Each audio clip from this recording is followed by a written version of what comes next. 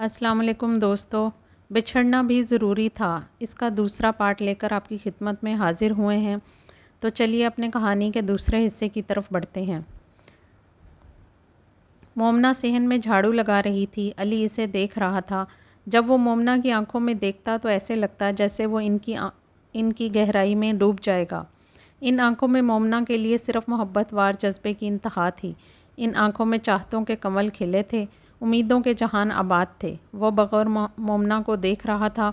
इसकी निगाहों की तपिश से मोमना ने चौंक कर इसे देखा तो अली के चेहरे पर पड़ी। दिलफरेब मुस्कुराहट बिखर गई और आंखों में बेनाम सी शरारत। वो झाड़ू रखकर गुस्से में इसके सामने आई और अली को घूरने लगी।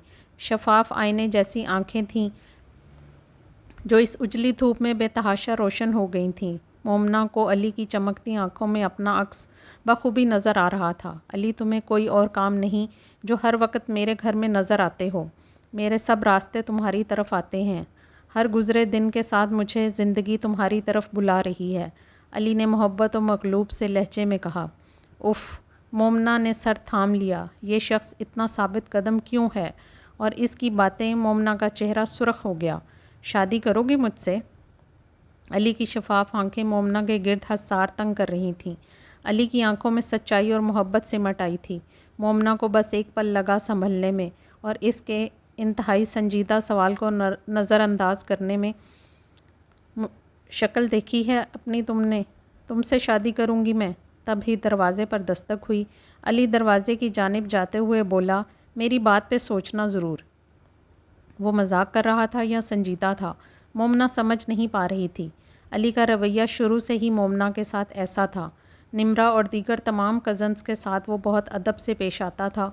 मोमना का ख्याल था कि मोमना से ज़्यादा बेतकल्लुफ़ है, लिहाजा वो इसे तंग करता है। मोमना ने कभी इसकी बात को समझा नहीं था या समझना नहीं चाहती थी। कज़न की हैसियत से वो इसे नापसंद नहीं करती थी।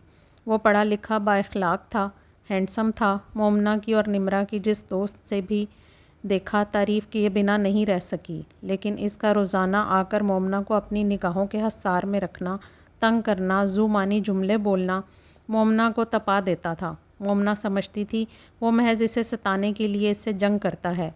वो बेखबर थी कि वो इससे कितनी मोहब्बत करता है।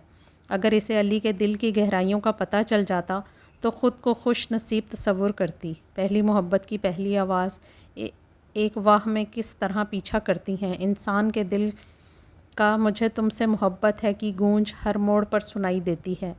पहले किसी का एहसास रंग की तरह ज़ात के अक्स में सिमट आता है। कातिल के कवर पर, फाइल के कवर पर रंगीन मार्कर से अपना नाम लिखकर वो बड़े इन्हमाक से इसके इर्द गिर्द बेल बूटे बना रही थी। साथ टीवी पर आने वाला एक ड्रामा भी बड़े शौक़ से देख रही थी। जब अम्मी की आवाज़ ने इसे चौंकने पर मजबूर किया, इसने देखा अम्मी कमरे के दरवाज़े में खड़ी थीं। अम्मी, क्या आपने मुझसे कुछ कहा? इसने सवाल किया। साथ ही टीवी की आवाज़ भी हल्की कर दी। मैं पूछ रही हूँ तुम कॉलेज क्यों नहीं गई? 2 दिन हो गए, उन्होंने कमरे के अंदर आते हुए कहा।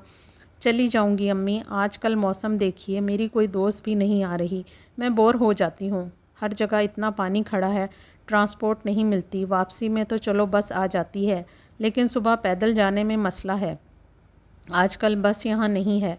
मोमना ने वजाहत की। इसका ताल्लुक़ जिस तबके से था वो ऐसा खुशहाल नहीं था कि हज़ारों रुपए की एडमिशन फ़ीस महज मूड नहीं कर रहा, भूल जाते हैं।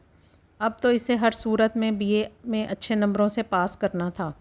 इसकी अम्मी ने बड़ी मुश्किल से ना जाने किस तरह रकम बचा के इसका एडमिशन करवाया था।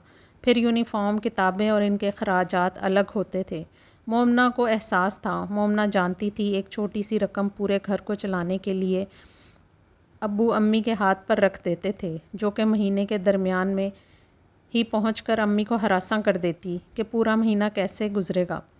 चीज़ों की कमी पेशी करते करते वो निढाल हो जाती। अम्मी, आप मुझे कुछ बीमार लग रही हैं। मोमना ने बगौर इन्हें देखा। वो काफ़ी कमज़ोर लग रही थी। हाँ, मेरी तबीयत ठीक नहीं है, उन्होंने जवाब दिया। चलें फिर डॉक्टर के पास चलते हैं। मोमना परेशान हो गई थी। नहीं, मेरे सर में दर्द है, कुछ देर आराम करूंगी तो तबीयत ठीक हो जाएगी। मोमना जानती थी महीने के आखिर में ये अफोर्ड नहीं कर सकते। महीने का इख्तिताम जब सौदा सलफ़ पूरा करना मुश्किल होता है, इसमें डॉक्टर की फ़ीस और मेडिसिन बहुत बड़ी अय्याशी थी। میں سونے جا رہی ہوں، تم کھانا کھا لینا اور عشاء کی نماز پڑھ کر سونا۔ امی ہدایت دے کر چلی گئیں۔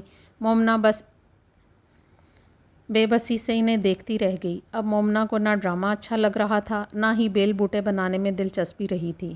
اسے یوں ہی منہ لٹکائے بیٹھی کچھ دیر سوچتی رہی، پھر اٹھی اور الماری سے اپنا یونیفارم نکالا اور استری کرنے لگی۔